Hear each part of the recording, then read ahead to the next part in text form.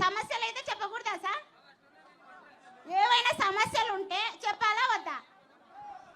సమస్యలు తెలుసుకునే దానికే కదబ్బా నేను వచ్చింది. చెప్పు. మీరు మాకి సొంతం అన్న లాంటి వారు కాబట్టి మేము ఏదైనా సమస్యలు వస్తే మాకు డైరెక్ట్ గా అంటే ఎవరు మాకు పలకరు. మేమేమంటే బీద ఫ్యామిలీ కాబట్టి మీరు అందరి నోళ్ళల్లో అన్న అన్న అని అంటున్నారు కానీ మమ్మల్ని మీ దగ్గరికి చేర్చే వాళ్ళు ఎవరు లేరు మా సమస్యలు చెప్పుకోవడానికి. నిజమా కాదా? మా ఆయన ఆరోగ్య సార్ చెప్పడానికి సరిగా నాకు మా ఎక్స్పీరియన్స్ వస్తుంది సార్.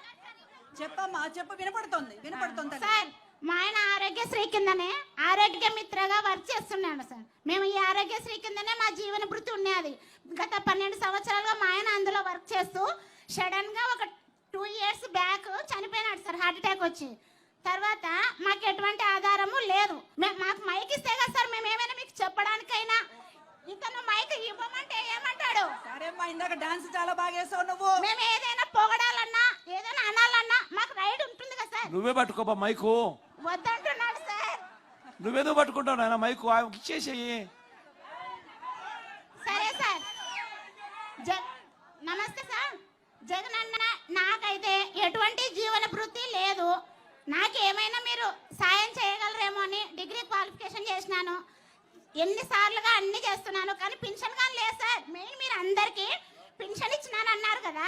నాకు మా ఆయన ఆరోగ్య దాంట్లో వర్క్ చేస్తున్నందుకు మరి వేరే ప్రాబ్లమ్స్. నాకైతే ఇంతవరకు 3 years అయినా పెన్షన్ రాలేదు. ఆధార్ చెప్పుకోవడానికి వస్తున్నాడని వచ్చామన్నా. కాకపోతే ఇక్కడ మైక్ సరిగ్గా ఇవ్వడం లేదన్నా.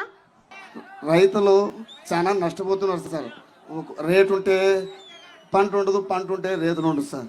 మరాధన గ్రామంలో చెరువుకి నీళ్లు రావాలన్నా కొన్ని ఆ చెరువుకి నీళ్లు రావడం వల్ల ఇప్పటి వరకు మా ఊళ్ళో నీళ్లు బాగా ఎక్కడ లోటు లేకుండా వస్తాయన్నా.